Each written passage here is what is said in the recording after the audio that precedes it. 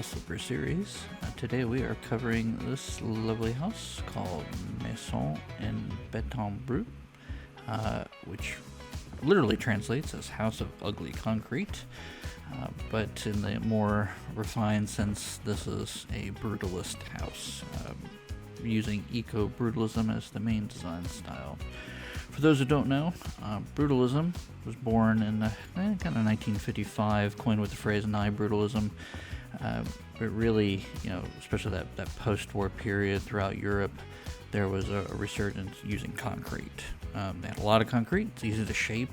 You can see even here where we were shaping, adding extra dimensions and capabilities into the concrete, and just gives architects and designers a lot more flexibility to do some really cool stuff.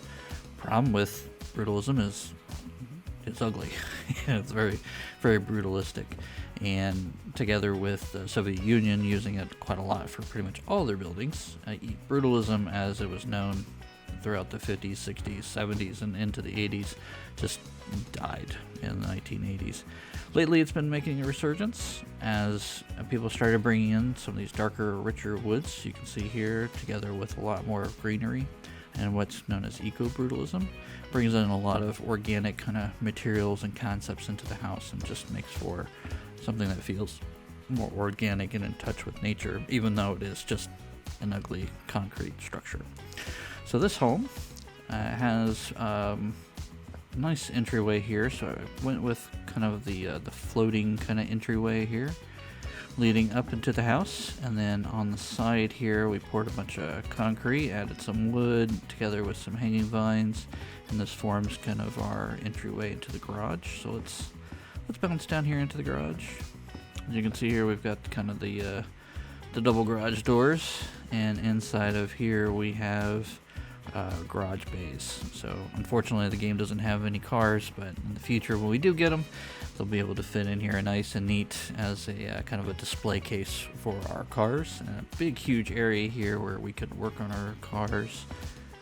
And then over here we have a little bit of a kind of a workshop area. Turn the light on. So we got plenty of storage, a bunch of extra stuff and gear, and then our tools,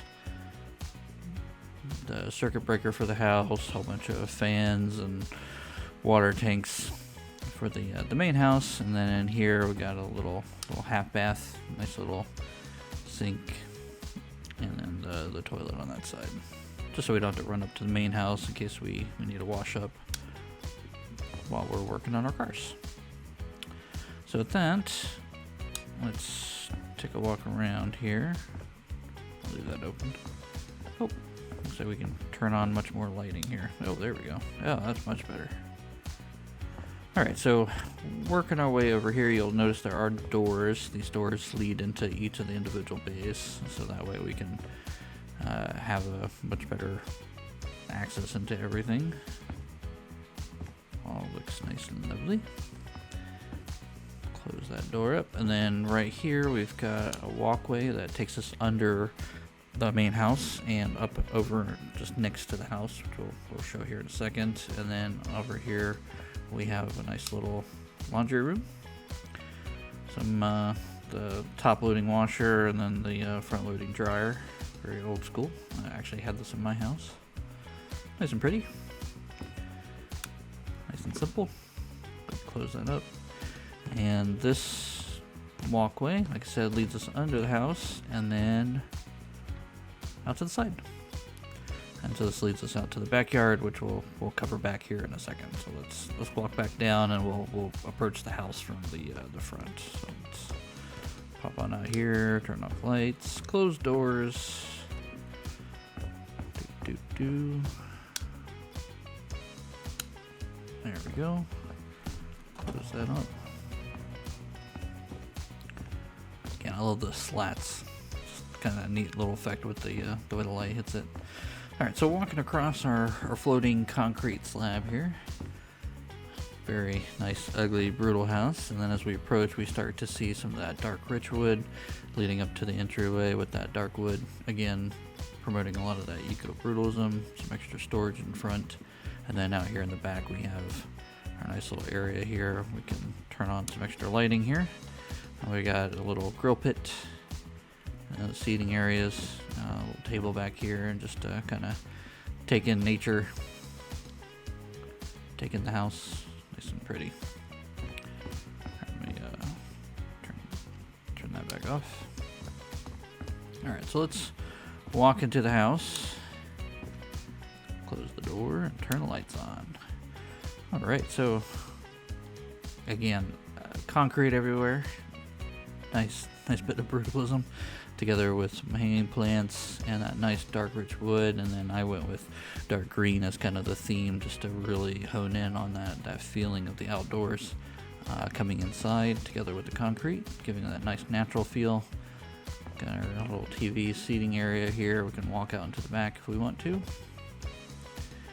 And then over here we've got a nice little area where we can sit down and read our mini copies of Pride and Prejudice. Turn our little light on and sit down, have a read. And then back over here we've got a little kitchen and dining room area, so a nice little table all set together for the meal. And then an area here for our kitchen. Nice big fridge. Little cooking area. A bunch of storage. Some plants under the stairs. That's actually our dishwasher there. Got some trash can under the sink there. Yeah, nice brutalist feel there with all the concrete. Rolling up, we have big, huge vine wall. Another vine wall right here, just to give you kind of an idea. Looking down the stairs, and we got some climbing vines on that wall, together with the mirrors. Turn those lights off, turn this on, and here we have our office. The big, huge floor-to-ceiling mural. Bunch of extra little storage. Got our computer here, close. This little reading lamp. And then back here, we got some more copies of Pride and Prejudice, because we don't have to walk downstairs to get our copy. We can just grab it here and read. A little bit of storage. Back here we have our master bedroom.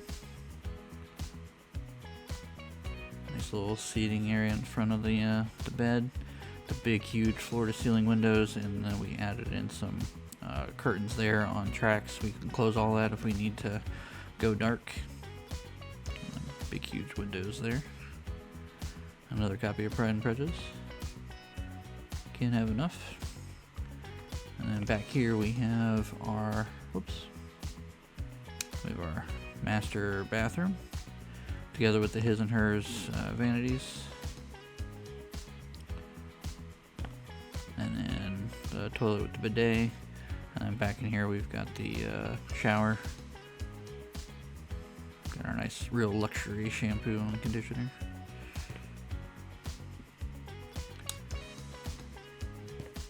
And then popping out of here, we have a little veranda here, where you can kind of come in here in the mornings with your coffee, take a look out to nature. These windows, roll out on the slides there to close. This one folds and closes out. It's a nice little seating area, just to relax, enjoy nature. And again, kind of take a look at the grounds. Nice and pretty throughout here.